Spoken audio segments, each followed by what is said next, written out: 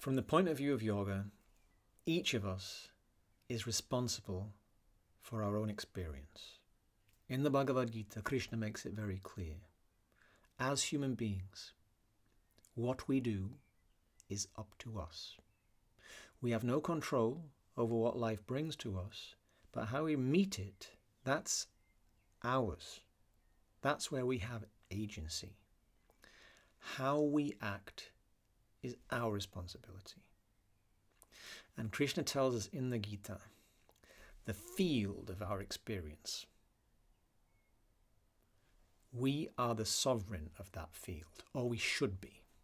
Now, in the world we live in, it's easy to let all sorts of invasive forces overrun this field to the degree that our perceptions, our beliefs, our ideas, our associations, our sense of identity becomes this mishmash of veiling, swampy, miring, clouding, obscuring forces, and we end up with this deluded, reductive, limiting, imprisoning false idea of who we are and what we are really made of. And yoga says, enough of that, let me set myself free. And yoga begins again and again when I own, acknowledge, recognize and admit that maybe I'm not actually in a state of yoga. I'm not in the most joined up, integrated expression of who I really am, and I can do something about it. And let's do something about it now. And let's get on the path of yoga, because if I just keep moving along in life following the inertia of the habits and tendencies that have brought me here, well, here I've recognized I'm not quite as integrated as I could be. I don't know myself as well as I could be. So if I just keep going on in the same path, maybe I'm going to go in a direction that is not that of my deepest longing and my genuine desire. So let me see if I can course correct. Can I make a subtle refinement?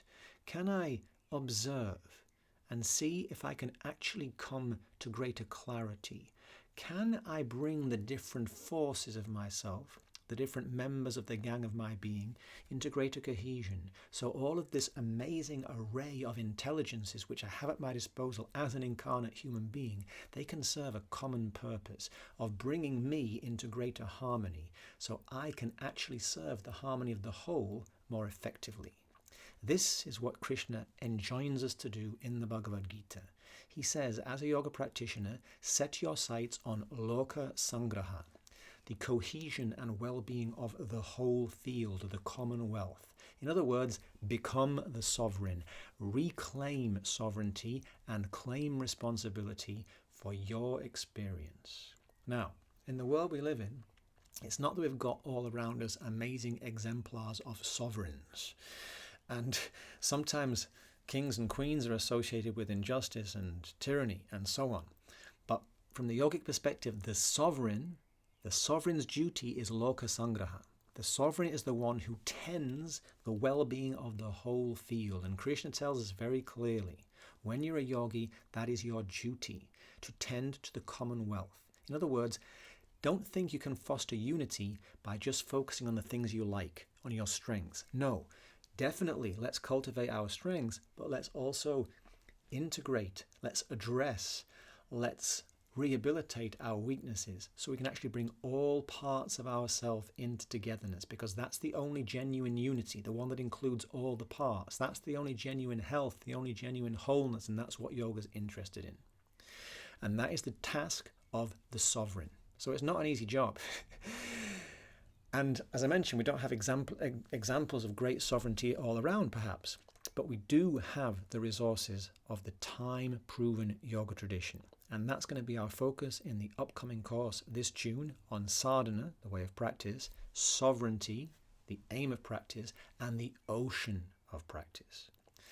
Because as we practice, we're going to encounter all sorts of currents and tides and storms and calms.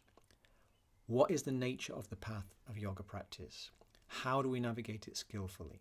This is encoded so beautifully, not just in the pared down, distilled teachings of the Yoga Sūtra, the glorious poetry of the Bhagavad Gita, but also the resonant and vivid archetypal mythology of Puranas and, for example, the Ramayana. And in this 4-week course, we will take recourse to story and myth, especially Ramayana. And in the final session, we will also take up the myth of the churning of the Milky Ocean.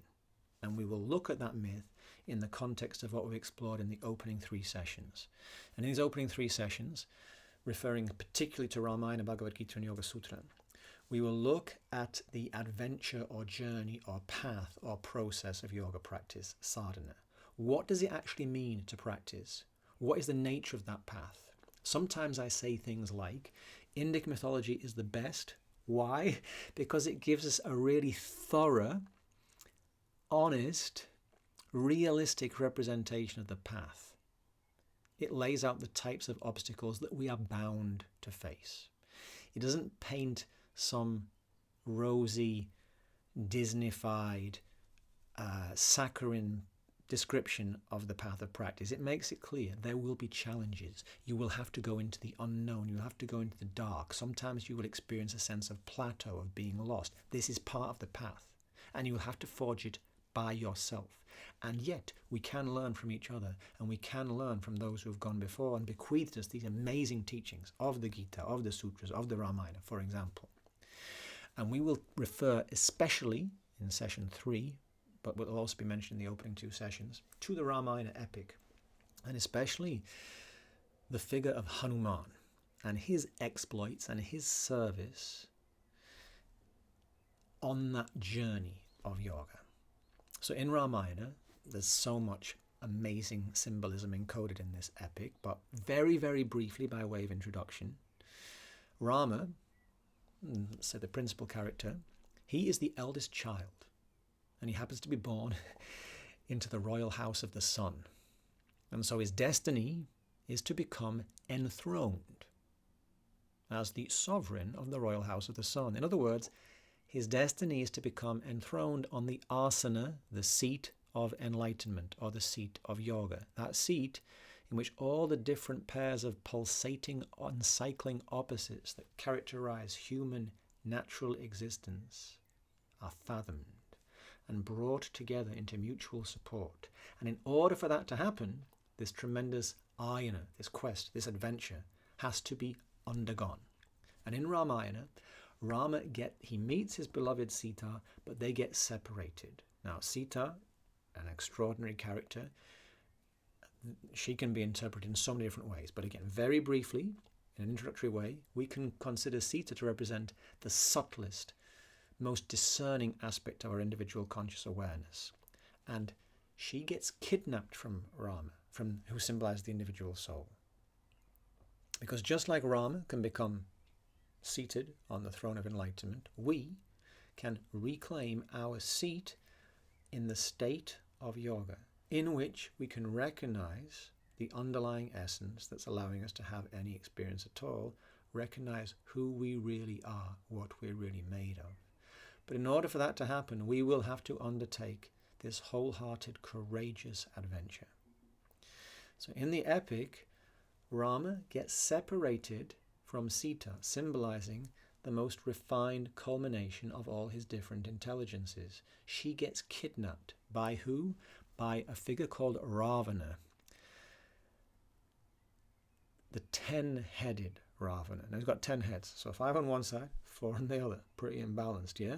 So Ravana symbolizes, for example, the alter ego, or the imbalanced, deranged ego-mind complex. And Ravana kidnaps Sita, and then he hides her in a pleasure garden, a beautiful garden, in his beautiful, very well-constructed palace, within his citadel fortress, on his island kingdom, surrounded by the ocean, which, amongst other things, symbolizes the unconscious. And is this not so much like the situation in our own lives? Our true perception, our true capacity gets veiled, shrouded, gets barricaded by these citadels, these castles of associations, ideas, false identities, false beliefs that we become unfortunately defined by and limited by. And yoga says, let's dissolve those false barriers and let's recognize, remember who we really are. And so the Ramayana epic lays out in beautiful story form that process. And one of the key characters in that process is Hanuman. He knows how to jump over the ocean of being mired in unconscious drives.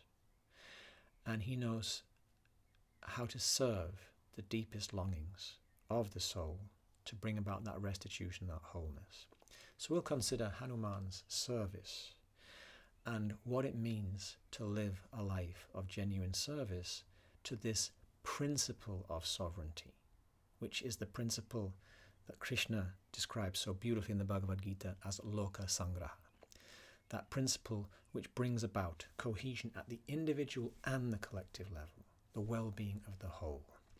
So in this course, the last 7 months, it's been my privilege and joy to dive into Yoga Sutra. So we did a Living the Yoga Sutra course, 7 months, working from the beginning to the end of the text and doing an initial survey of the whole teaching and treating it as a whole. And this has been wonderful. And what I'm really enthused to do now is to dive into this short course in which we weave those beautifully distilled principles that are encoded in the Yoga Sutra into the broader fabric of the glorious poetry of the Bhagavad Gita and the memorable epic of the Ramayana. So I love this about yoga. Yoga means gathering and including. It's very practical. It recognizes that teachings can resonate and help us in different ways at different times.